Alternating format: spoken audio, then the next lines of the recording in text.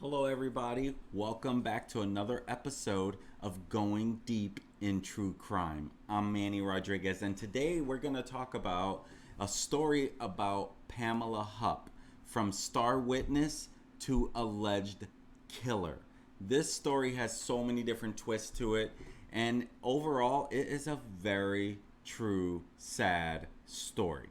This story has everything to do around Pamela Hupp, her alleged murder of Betsy FARIA, her eyewitness testimony causing Russ FARIA to be convicted of Betsy's murder, and it all coming together when she tried to frame Louis Gumpenberger and ultimately murdered him as well. And not only that, they're calling her a serial killer now, which generally you're considered a serial killer when you kill 3 or more people.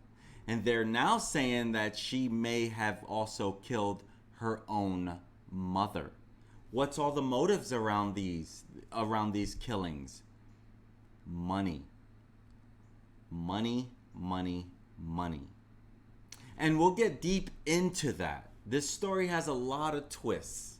This story has a lot of sadness to it. Anytime anyone is murdered or even dies, it is very, very sad. And the worst part about this is it could have all been prevented if it wasn't for greed. And that's what makes this so horrible. Because of greed, because of money, because of her wanting other people's money. And so we'll get into all of that.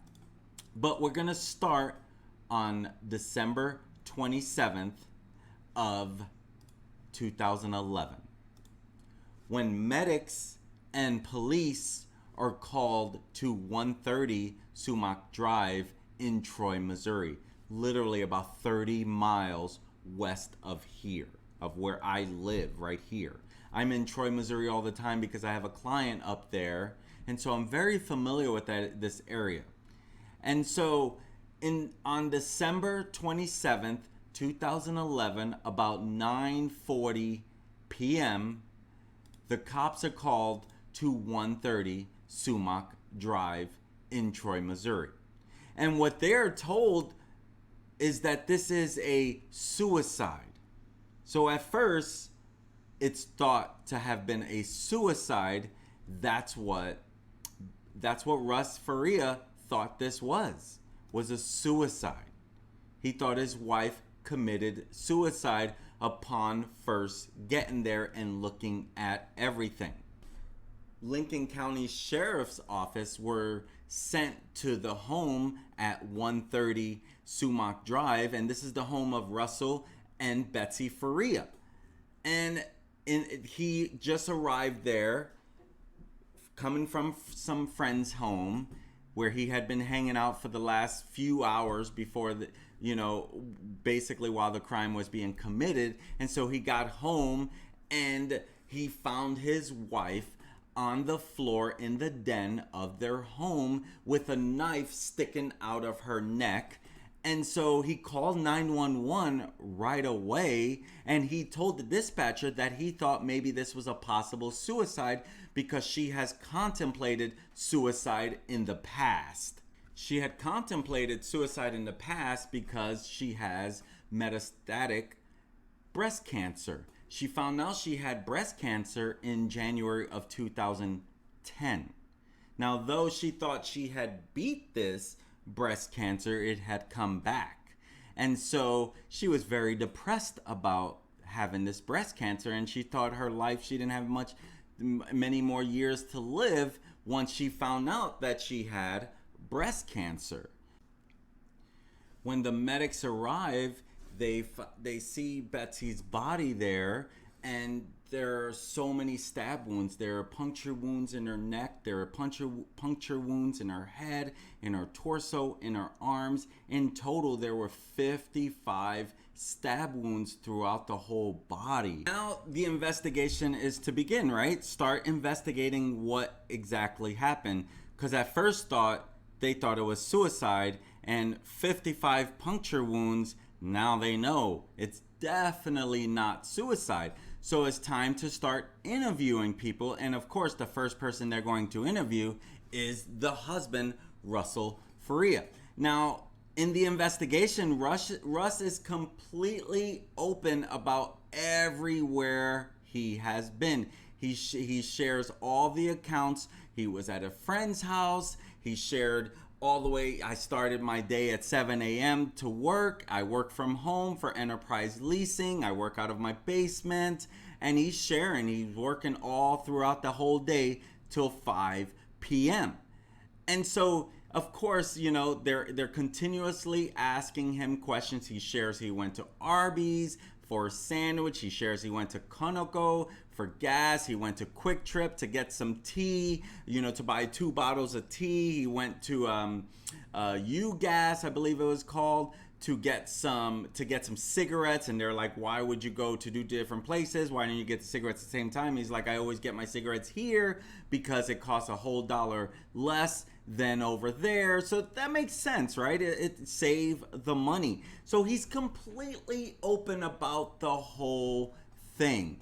And lo and behold, he would be convicted of this crime, and he would spend 3 years in prison for this crime until they have another trial where he is then set free. But looking at this whole thing, you know, he had reliable witnesses around this. He had his friends who shared, yes, we watched the movie, yes, I can verify the accounts. I mean, if you do enough research as the pathologist, and you'll know like how long this body was even there. There was no way that Russ could have done it. But guess what? You know, you get a new prosecuting attorney on it. She's only a few years out of school, and here's the thing, she just won as prosecuting attorney she went up against someone who had been a prosecuting attorney, of course, election, and she won to her surprise.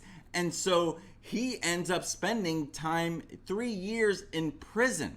And that's sad because he had so much documentation as to where he was when he was there and all that's involved with his timeline. So he even provided all the alibis needed to say, I wasn't there at the time that this could have been committed. With the marked signs of the decomposition of the body and the timeline that this happened, it was obvious he had nothing to do with this crime, but yet was still convicted. During the interview, they also had Russ take a polygraph exam. Come to find out, this was a fake polygraph test. So I'm not even too sure how you can even fail a fake one or even get away with being able to use it. There's a reason why polygraphs are not admissible in court, because there's a number of reasons you can fail it. You could just be nervous through the questioning and fail it and be completely innocent. Or you can even be really great at believing what you believe and pass a polygraph. So there's a number of reasons why this polygraph test is not admissible. And unfortunately, that was also part of the downfall. And it's interesting that, you know, here all of his friends are given his accounts on his whereabouts and everywhere, and the prosecuting attorney says those people are lying for him. They're providing false testimonies that are not true because we believe we have our guy. Unreal that this has happened to Russ. And, you know, I don't even know. I'd have to look to see what, you know, this is an ongoing case.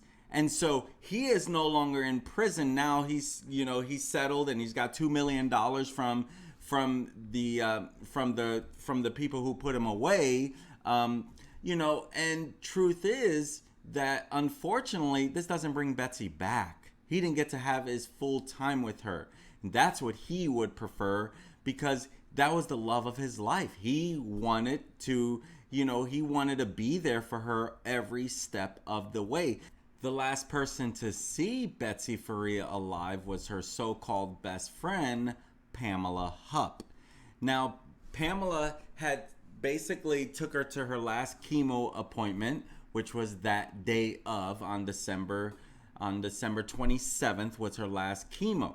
Now, what has come to light that no one knew about it was 4 days before the actual murder, Betsy had changed the beneficiary of her $150,000 life insurance policy to Pamela Hupp's name. So obviously there's motive here, but no one really knew this at that very time because it wasn't even completed yet. They mailed it off and it didn't even, get completed until after the murder occurred. Now the reason why it was transferred to Hupp's name was because Hupp promised to take care of the girls with this, to take care of her 2 daughters, Leah Day and Mariah Day, and also give it to her mom, Janet Myers, to Betsy's mom. And so that was the promise that was made to Betsy as to why she would change the beneficiary of her life insurance policy 4 days before the murder on December 23rd, 2011. So Tuesday after Christmas, Betsy was scheduled to receive chemotherapy. Now, chemotherapy is for her breast cancer, as I mentioned earlier. Now, she thought she beat the breast cancer. She literally thought she beat the breast cancer. They were going to do a celebration of life, have a big cruise, invite all her close friends and family. And even though this came back, they still had it. Because one of the biggest things that Betsy always wanted to do in her life was to go swimming with the dolphins. So this was a big deal to go swimming with the dolphins. And so, even though the cancer came back, she still wanted to go swimming with the dolphins. And so she thought she had beat it. She still went ahead with it. But on the Tuesday after Christmas, Betsy was scheduled to receive chemotherapy. And this is also the day of the murder. And so she was scheduled to do it. And because of the reoccurrence of the breast cancer, she thought, hey, I beat it. Then come to find out she didn't. And so that's why she had to continue to have the chemotherapy. So throughout the day, Pamela Hupp had been tracking her, and of course no one's realizing this, so this doesn't raise a red flag to anyone. But Betsy told Pam that she did not wish to see her that day, but Hupp stalked her anyway, even showing up at Betsy's mom's house unexpectedly early in the morning. And again, no one even knew. Betsy had just spent the night in her mom's house, and then boom, out of nowhere comes Pamela Hupp, and she was even told, do not come to the chemo treatment, and yet she unexpectedly showed up uninvited again.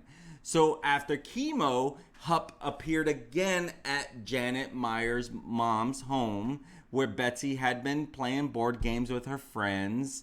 And so she just kind of insisted, like, hey, let me take you home. Let me drive you home to Troy. Even though transportation was already arranged, and even later claiming that she's very unfamiliar with the Troy area, but yet she wanted to take her home because she knew that chemotherapy would leave her lethargic and tired, and she would just want to be sleeping the whole time. And yet Pamela Hupp insisted, let me take you home. I'll take you home. Don't worry about it. I'll take you home. And just kept saying, let me take you home. And she probably just got tired of fighting with her about it and said, okay, you can take me home. Because last thing she's probably thinking is, I'm going to die from the hands of this lady, right?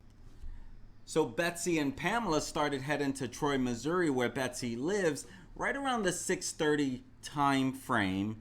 And around 7:04, according to evidence, Pamela left a message on Mark's cell phone right around the 7:04 time frame, and she claimed that she did not enter the home, but later changed her story twice, saying yes, she did end up entering the home. Now, having these phone records and the time frame helps establish evidence as to who was around her, when they were around her, everyone that was around her around these time frames. So right before they arrived in Troy, Missouri, Betsy got a phone call from her daughter, Leah. And Leah had needed her to authorize some change in her phone plan.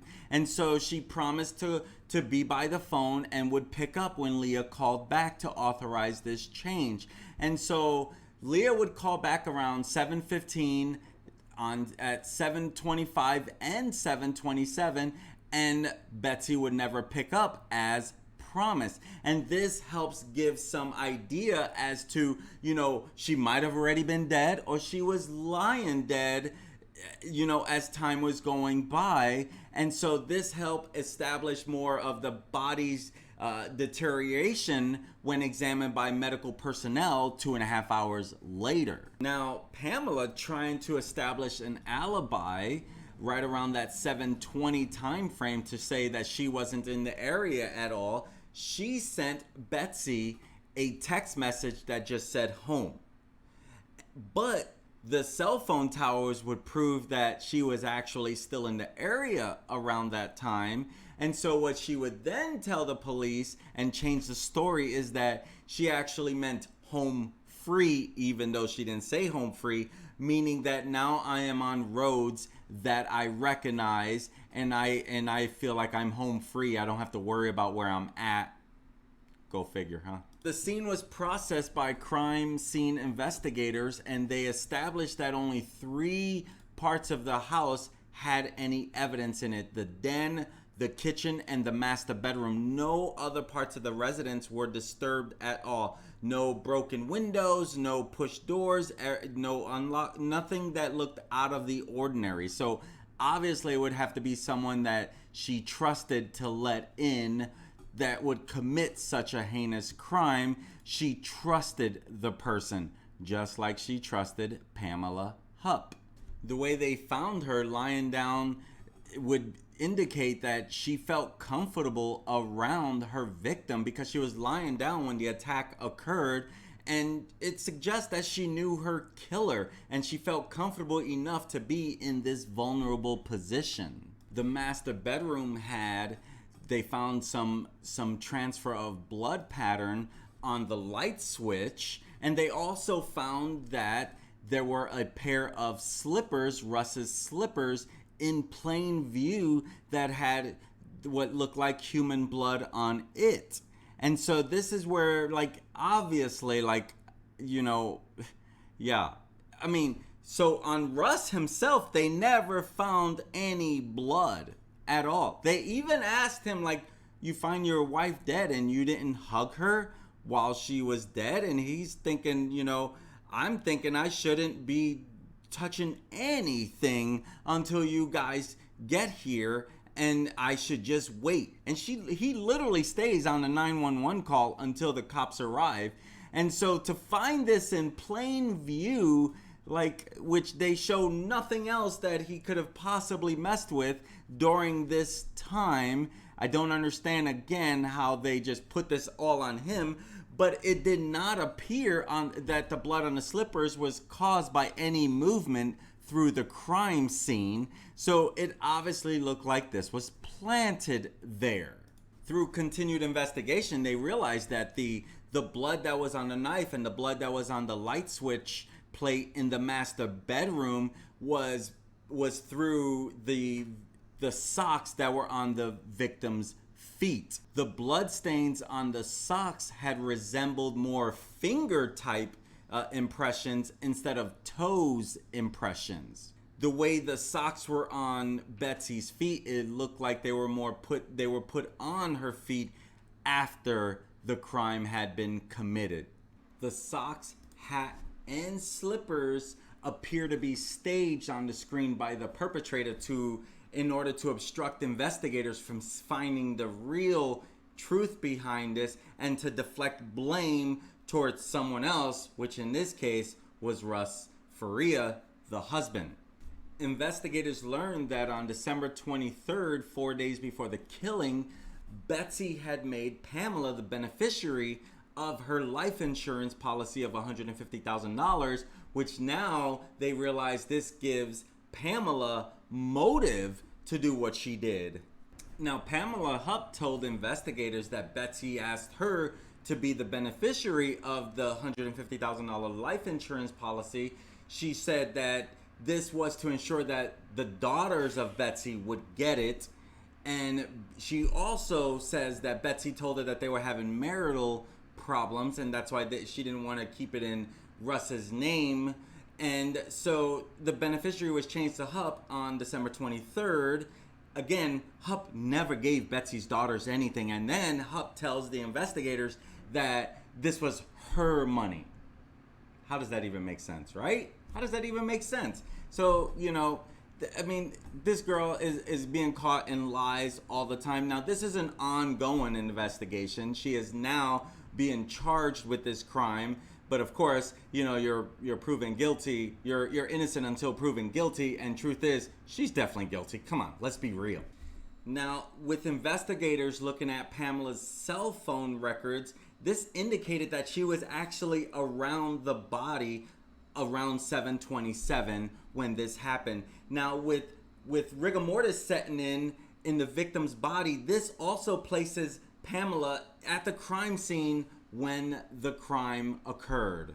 So again, how did Russ ever get convicted? Oh, because of lack of investigation. Because it's obviously all there if they weren't so quick to look for a scapegoat. Pam suggests to the investigators to do a forensic study of Betsy's laptop. And what they find on there is a document that is from an unknown author, and it says that Betsy, like almost making it look like Betsy typed out that she was afraid of Russ and being afraid that Russ would murder her. And so this document was done on a Word 97 software. And this software is not even downloaded onto her laptop, which obviously continues to raise suspicion that why did you want them to look at the laptop, and why is this done on a document that's not even on this laptop? So that alone raises another red flag about Pamela Hupp. Now, this document was also created the day before the life insurance policy change. Interesting, huh? August 16, 2016, this is where things really start coming together as to how much involvement Pamela Hupp actually has. And so I mentioned earlier in the show about the people that are involved with this. You got Betsy FARIA, who she killed in 2011. You got Russ FARIA, who she framed in order to pin that murder on the husband. And then now this is where Louis Gumpenberger comes in. Okay, on August 16 of 2016, Pamela shot and killed Louis Gumpenberger in her home. And this is how she lured him in. She said, "I am Kathy from Dateline." She goes around, she first asked this one lady if she wants to reenact a crime scene, and that she's from Dateline. And the lady was a little smarter than that, because she knew that something didn't seem right. The vehicle wasn't wrapped with Dateline stuff. She showed no credentials as a Dateline host or interviewer or news person or anything like that, okay? But here she is playing this role like she's a part of Dateline, and she's looking to reenact a crime scene, okay? And so poor Louis Gumpenberger, now in Louis Gumpenberger, he was severely injured in a car wreck in 2005.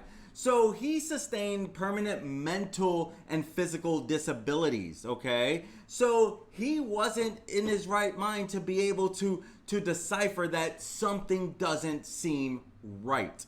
And so she kills Louis Gumpenberger in her home.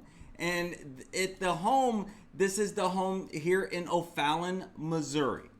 And in this home, This note was found on Lewis's person, directing him to kidnap Hupp, get Russ's money from her at the bank, at her bank, kill Pamela Hupp, take Pam back to the house and get rid of her, make it look like Russ's wife, make sure knife sticking out of her neck in return for a reward of $10,000.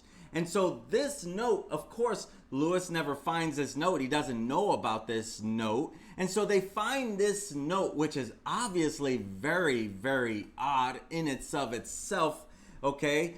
But during the investigation, she tells him that Gumpenberger jumped out of a car driven by someone else and threatened her with a knife. And you can hear this 911 call, and let me tell you, it sounds like an actor who is terrible at acting, because the way she's like, help, help, it's terrible, terrible. 911, what's your emergency? Hey, hello, there's someone breaking in my house. Help! What's the address you're at? Help! Woman, did your wife? I'm getting in the car with you. No, What's the address? Get out, get out, get out. Help! What's the address you're at? Help! Help! I think somebody breaking in. No, no. Hello?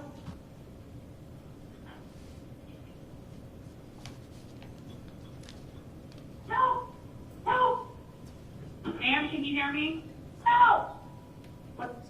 So she sat in her parked car in her garage, and she says that Gumpenberger demanded that she drive him to the bank to retrieve Russ's money. And she says she knocked the knife out of his hand, runs inside the home, grabs her Ruger LCR gun, and shoots him 5 times, claiming self-defense. So she lures him over there, and she's luring him as she's Kathy from Dateline. I'll never forget that, because that's my wife's name, and spelled the same way as well. And so she's Kathy from Dateline. She lures him over there to her house, and in part of, she fatally shot him to implicate Russell FARIA in the kidnapping scheme and deflect suspicion away from her involvement in Betsy's death. Now, she planted the note on Gumpenberger's body, but also they find 9 $100 bills, all in sequential order, on him. They find a 10th one on Pamela Hupp that matched those same numbers. What a twist that one is, right? In 2016, when she is arrested for Lewis's murder, she tries to kill her own self. And interesting where she tries to kill herself, in the neck. So she's arrested for Louis Gumpenberger's murder, and they take her down to the station. They take her down to the police interrogation station to continue to question her. And this is about 7 days after the shooting of Louis Gumpenberger. And you can see she's sitting here, she's signing that she's willing to talk to them.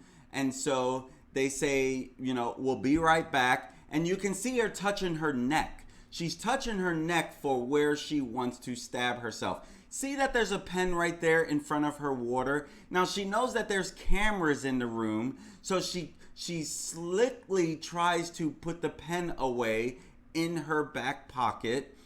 As you can see here, that she is tucking it away, and she's feeling her neck where she's going to try to stab her neck.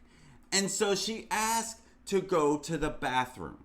Okay, there's an officer here, a female officer, that will escort you to the bathroom. Moments later, you can hear them saying, we need a medic. Pam, talk to me, because she stabbed herself in the neck. And this is exclusive video from Fox 2 News, and you can see how she tried to hurt herself. And this is the picture after she tried to do that.